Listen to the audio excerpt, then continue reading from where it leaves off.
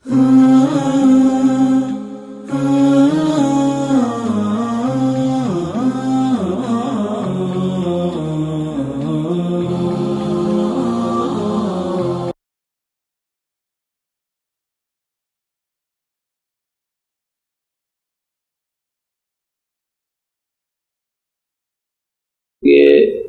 علماء کی معاشرے میں ایک خاص حیثیت ہے،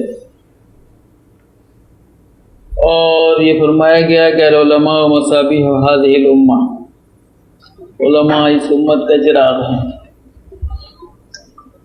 چراغ روشنی دیتا ہے، چراغ اپنی ذات کے لیے نہیں جلتا، چراغ گرد و پیش کے لیے جلتا ہے اور اپنے ماحول کو روشنی پہنچاتا ہے۔ اور چراغ اور شمع جب تک خود نہیں جلتی اور خود نہیں گھلتی اور خود نہیں پگھلتی، دوسروں کو آرام اور فائدہ نہیں پہنچا پاتی۔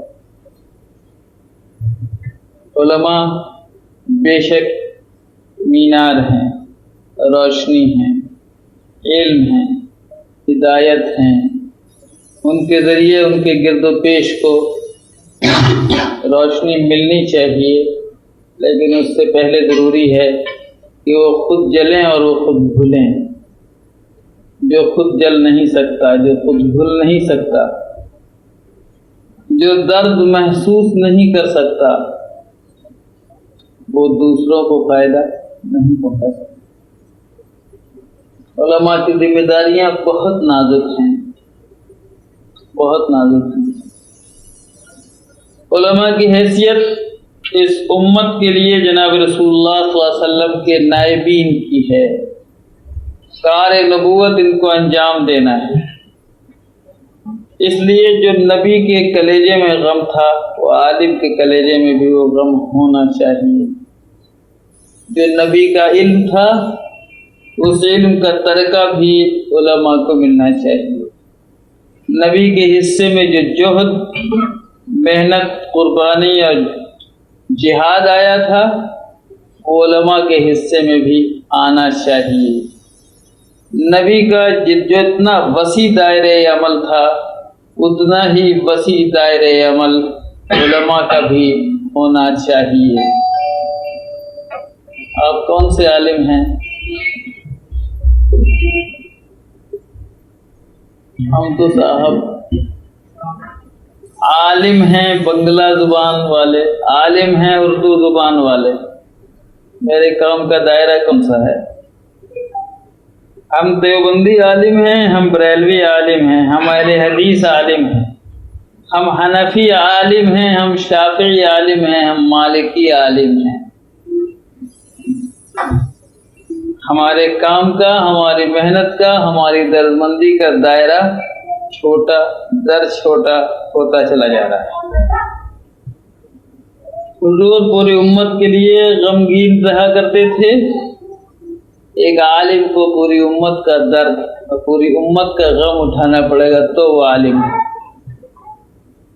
خوشی کی بات ہے کہ آپ اس ملک میں چلے آئے ہیں، اور یہاں آنے سے اللہ تعالیٰ نے آپ کی روزی کا بہتر انتظام کر دیا ہے۔ ہم دعا کرتے ہیں ہندوستان میں رہنے والے، اللہ آپ کی روزی میں اور برکت عطا فرمائے، خوب برکت ہو جائے۔ لیکن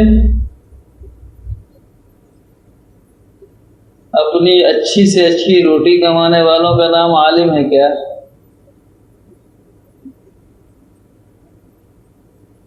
روٹی اور اس کے بعد چوکر والی نہیں، ذرا اور صاف ستھری ہو جائے اور اس پر گھی بھی لگ جائے اور اس کے ساتھ مزید کچھ پالش کا انتظام ہو جائے، سالن دسترخوان پہ بڑھتا چلا جائے،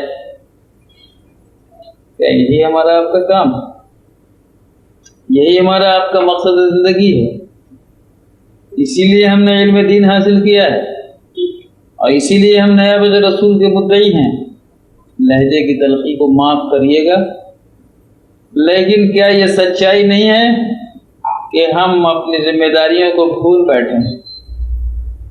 ہندوستان میں بھی ہم مبتلا ہیں، اور ہمارے جیسے لوگ جو تھوڑا بہت ملی اجتماعی کاموں سے دلچسپی رکھتے ہیں، ان کا سب سے بڑا مسئلہ یہ ہے کہ امت کا درد رکھنے والے، غم کھانے والے، فاقہ کرنے والے، سوکھی روٹی کھا کر اور پیبند لگا ہوا کپڑا پہن کر گزر کرنے والے، لیکن اللہ کے دین کے لیے کام کرنے والے علماء مفقود ہوتے چلے جا رہے ہیں۔ آج کے وقت کا سب سے بڑا یہ المیہ ہے۔ میں یہ نہیں کہتا کہ تم بھوکے ہی مرو،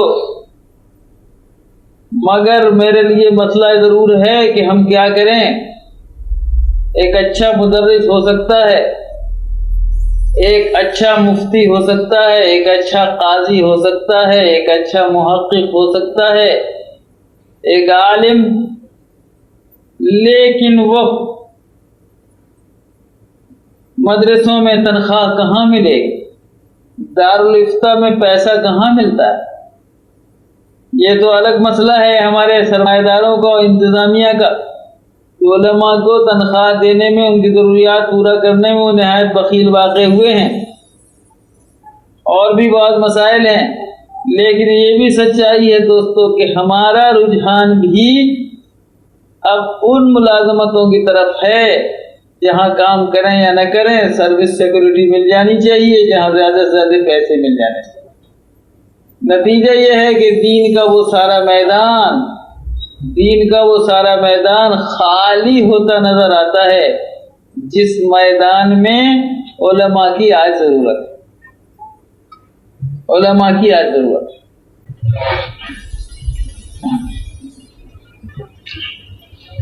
تو دوستو ایک بہت بڑا مسئلہ یہ ہو گیا، آپ آ گئے ہیں یہاں، بڑی اچھی بات ہے، بڑی مبارک بات ہے، اللہ آپ کی رزق میں جتنی برکت دے ہمیں اس کے لیے خوشی ہوگی۔ لیکن کیا آپ اپنی مولویت کا لبادہ ہندوستان پاکستان میں اتار کے آ گئے ہیں کیا؟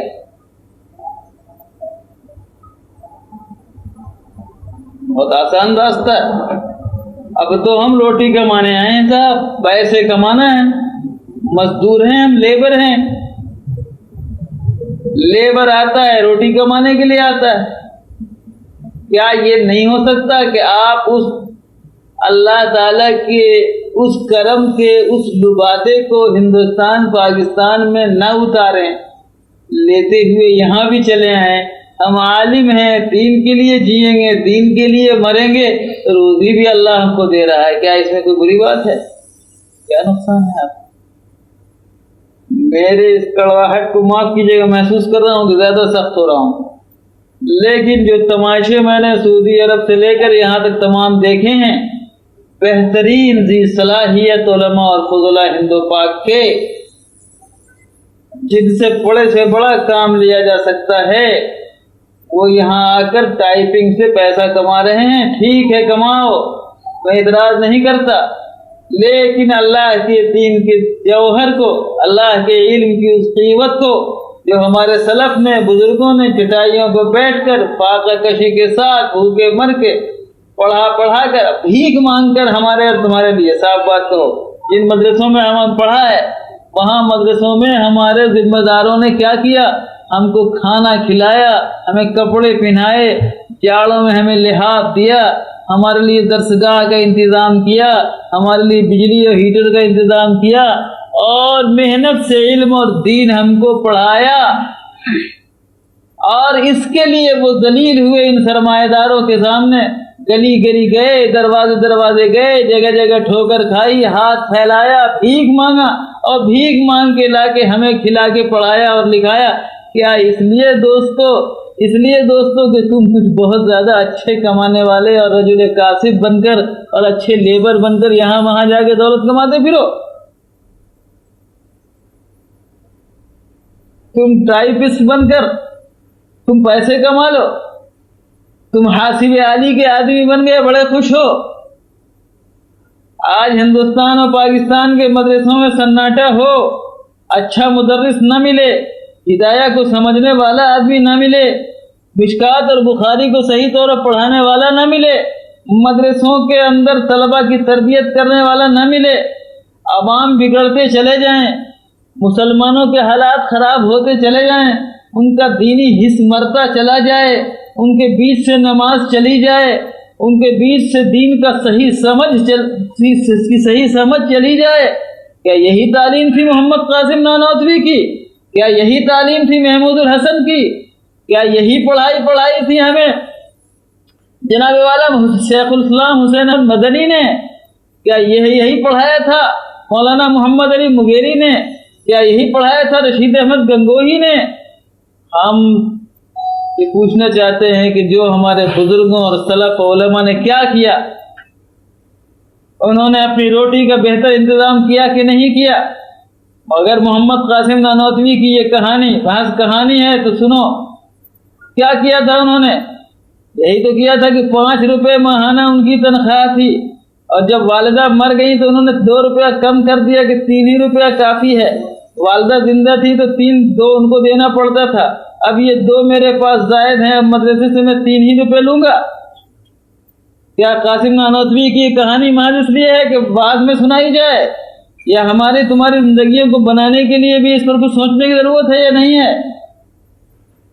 میں پھر آپ سے کہتا ہوں کہ میں آپ کی روٹی کا دشمن نہیں ہے. جتنی روٹی کما سکے کمائیے، اللہ تعالیٰ آپ کو جتنی روٹی دے بہت خوشی کی بات ہے.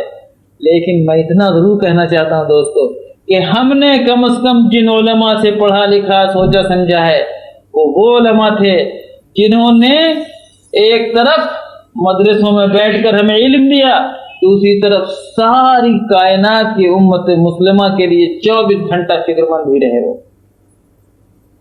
چاہے ہندوستان کی آزادی کی لڑائی ہو یا عیسائیت کا مقابلہ ہو، بدعت اور شرک کو مٹانے کی کوششیں ہوں، مسلمانوں کے معاشی حالات کو سنوارنے کی بات ہو، مسلمانوں کی زندگی کے دوسرے اجتماعی معاملات ہوں، زندگی کے کسی معاملے میں وہ علماء غافل نہیں رہے. انہوں نے ہمیں یہ سبق دیا ہے کہ عالم رسول کا نائب ہوتا ہے. رسول امت کی جملہ شؤون کے لیے 24 گھنٹہ فکر مند رہتا ہے. عالم وہی عالم ہے، نائب وہی نائب ہے جو اصل کا علم بھی رکھے، اصل کا کام بھی کرے، اصل کی فکر بھی رکھے، اصل کا یقین بھی رکھے. بس اگر جناب رسالت مآب صلی اللہ علیہ وسلم کا فکر، حضور کی دی ہوئی، حضور کا غم، حضور کے سوچ کا دائرہ، حضور کی محنت کا مزاج اگر اس امت کے اندر نہیں تو کیا